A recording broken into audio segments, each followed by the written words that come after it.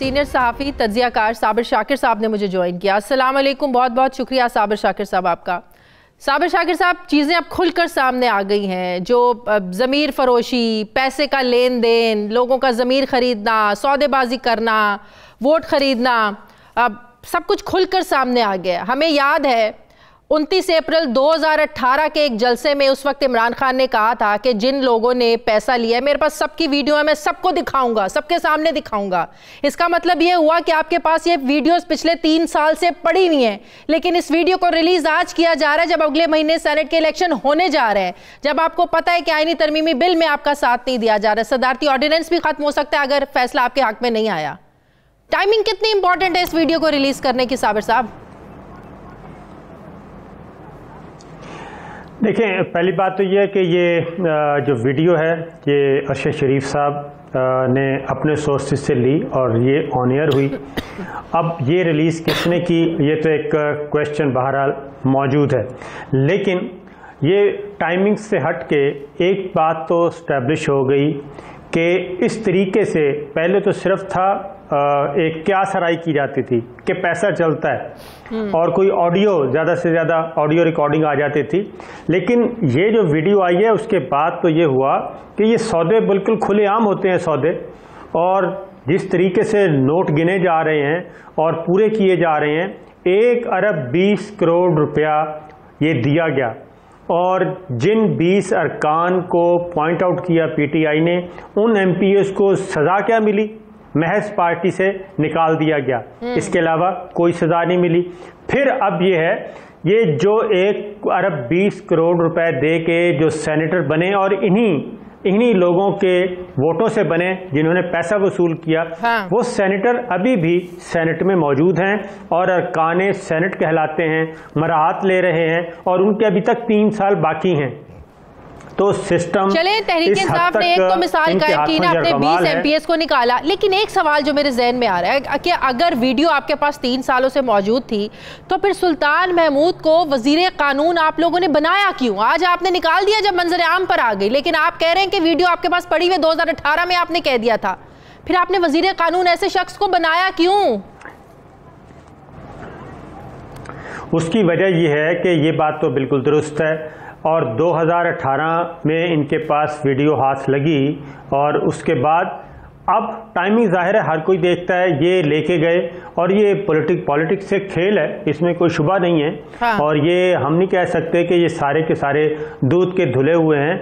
अब हर सूरत में, अच्छा मैं एक और बात भी बता दूं इन्फॉर्मेशन की बुनियाद पर, पाकिस्तान तहरीक इंसाफ के अंदर भी ऐसे लोग मौजूद हैं, काबीना में भी ऐसे लोग मौजूद हैं जो ये कहते हैं कि छोड़ें इस बात को, आगे चलें, और इस वक्त हुकूमत को फ़ायदा उठाना चाहिए सीक्रेट बैलेट से। ये सिर्फ प्राइम मिनिस्टर इमरान खान है जो कि हर वो रास्ता इख्तियार करने की कोशिश कर रहे हैं कि किसी भी तरीके से ये सीक्रेट बैलेट ख़त्म हो और ओपन बैलेट आ जाए। और इसमें फ़ायदा किसका है? हुकूमत वक्त, जितनी मर्जी आप कह लें, हुकूमत वक्त बाहर, चौधरी सरवर जब इलेक्शन जीते थे बहरहाल बेनिफिशियरी तो थे ना ये लोग, वो एक सरप्राइज था। बिल्कुल ऐसा ही है, बिल्कुल बिल्कुल बिल्कुल ऐसा ही है, इसमें कोई शुबा नहीं है कि पूरे का पूरा इस वक्त जो क्लब है, ये एक और चीज़ भी साबित होती है कि ये पॉलिटिकल लीडर नहीं है, ये पॉलिटिकल डीलर हैं, डीलें बनाते हैं, और ये पॉलिटिकल पार्टीज नहीं है, ये इनके बिजनेस क्लब हैं, कारोबारी क्लब हैं ये, और मालदार लोग आते हैं।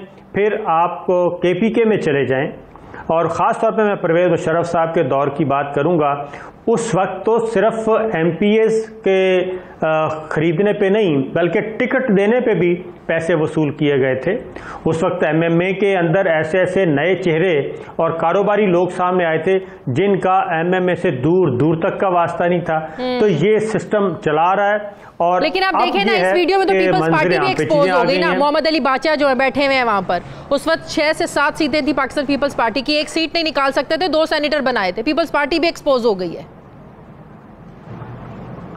तो अब अगेन मैं ये कहूँगा, इस वक्त भी जो ये सारा कुछ क्यों किया जा रहा है, इस वक्त पीडीएम की कोशिश ये है कि 6-7 अरब रुपए में अगर 6 सेनेटर मिल जाते हैं तो कोई बुरा काम नहीं है, लगा दें पैसे और ख़रीद लें सेनेटर और उसकी वजह क्या है कि सेनेट में हमें मेजॉरिटी होनी चाहिए।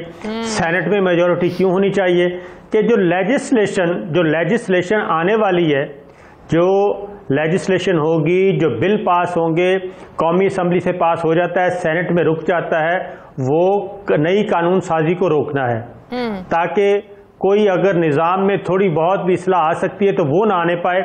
इसलिए ये मामला अरबों का नहीं है, खरबों रुपए बचाने का है। अरबों रुपए अगर लग भी जाए, 2-4 अरब रुपए लगा के अगर 6 सेनेटर ले जाते हैं, क्योंकि नंबर गेम में तो इतना ही फर्क है ना, सेनेट में चेयरमैन सेनेट बनाना है, डिप्टी चेयरमैन बनाना है और लेजिस्लेशन रोकनी है। तो ये एक अलमिया है, हमारे पूरे सिस्टम के मुंह पे एक तमाचा है कि आज पूरी कौम देख रही है कि एमपीएस, मुअज़्ज़ज़ एमपीएस, मुअज़्ज़ज़ एमएनएस किस तरीके से अपना सिस्टम को बदलने में हुकूमत ने देर कर दी। या आईनी तरमीम आप 2.5 सालों में पहले ला सकते थे। देखें, बात यह है कि इससे पहले आप चले जाएं वापस, army chief general Qamar Javed Bajwa साहब ने एक मीटिंग की थी अपोजिशन रहनुमाओं के साथ, और उसमें उन्होंने कहा था कि पार्लिमानी कमेटी में जाएं और वहाँ पे जाके ये चंद जो अहम कौमी मामलात हैं, रिफॉर्म्स लानी हैं गिलगित बल्तिस्तान का, इस पे तो कम से कम आपस में तय कर लें, इलेक्टोरल रिफॉर्म्स ले आएं। तो ये सिलसिला तो कमेटी में तो ये जाता ही नहीं है। पार्लिमानी कमेटी मौजूद है, अभी जावेद अब्बासी साहब जो कह रहे थे वो फैक्चुअल सही नहीं है, उधर तो जाते ही नहीं है, उधर तो मुसलसल इनका वॉकआउट बाइकआउट चल रहा है, उधर लेजिस्लेशन में नहीं। इसलिए अब ये कह रहे हैं कि अब क्यों लेके आए, ये पहले आ जाती या बाद में आ जाती। पहले बात है कि पहले तो 18 में तो इनकी अपनी हुकूमत थी, 1 साल तो उसमें गुजर गया, और 19 से ये कर रहे हैं इलेक्टोरल रिफॉर्म। जब वो सारे रास्ते बंद हुए तो फिर ये सिर्फ वजीर आजम इमरान खान की ये ख्वाहिश है।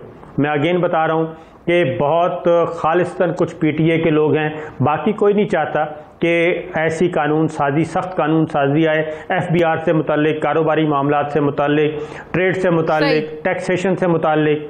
वो नहीं चाहते कि ऐसी लेजिस्लेशन हो जिसमें वो खुद भी पकड़े जाएं। तो नहीं लग रही साबिर शाकिर साहब, ये वीडियो कहीं से एडिट तो नहीं लग रही, लेकिन फिर भी दुख भी हुआ, अफसोस भी हुआ। आज फिर सरदार इदरीस साहब यही कह रहे हैं कि जो उस वक्त कुरान उठाकर उन्होंने बात की थी कि वो लेन देन में मुलविस नहीं है, उन्होंने अपना ज़मीर नहीं बेचा, कोई पैसे नहीं लिए। वीडियो में उनको देखा जा सकता है, लेकिन वो फिर कैसे इनकारी हो सकते हैं कि मैं तो इस वीडियो में हूँ ही नहीं, ये एडिटेड है।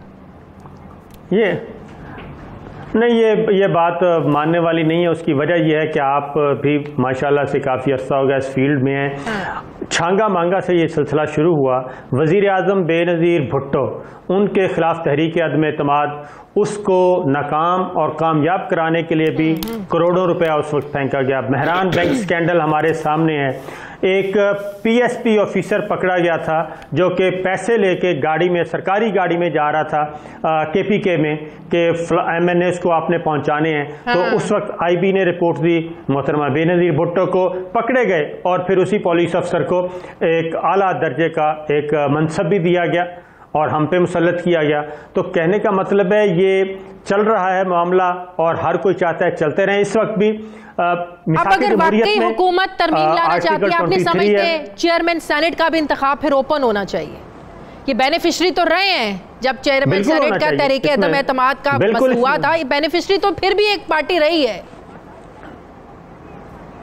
बिल्कुल इसमें होना चाहिए, इसमें कोई शक नहीं है। फिर ये नहीं होना चाहिए कि वो आप अक्रॉस द बोर्ड के बजाय सिर्फ अपनी पसंद की लेजिस्लेशन है, चेयरमैन सेनेट का भी, डिप्टी चेयरमैन सेनेट का भी ओपन करें और इस पे ये कार्ड खेलना चाहिए गवर्नमेंट को भी। और मेरा अपना ख्याल है कि सुप्रीम कोर्ट में अब ये वीडियो जाएगी और इस वक्त पीपल्स पार्टी, मुस्लिम लीग नवाज, जेयूआई, वो भी अब उस ऑर्डिनेंस के खिलाफ पहुंच रहे हैं सुप्रीम कोर्ट में।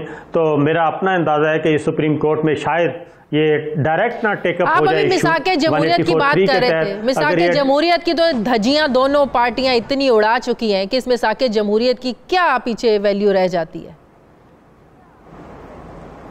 बस वो मिसाके जमहूरियत सिर्फ इसलिए था कि हमने इक़्तिदार हासिल करना है। वो इक़्तिदार हासिल कर लिया। पाकिस्तान पीपल्स पार्टी ने 5 साल पूरे किए, मुस्लिम लीग नवाज ने 5 साल पूरे किए, लेकिन उसमें जो रिफॉर्म्स हुई वो हुई 18वीं तरमीम के नतीजे में, जिसने मुल्क के वफाकी निज़ाम का बेड़ा गर्क कर दिया और वफाक को कमज़ोर किया। उस पर सब मुत्तफिक थे और तीसरी बारी नवाज शरीफ साहब को तीसरी बार वज़ारत उज़्मा की सीट मिल गई, यही था। और अब भी कोई नहीं करने के लिए तैयार, क्योंकि उनके अपने मफादात जो हैं उनको नुकसान का अंदेशा है।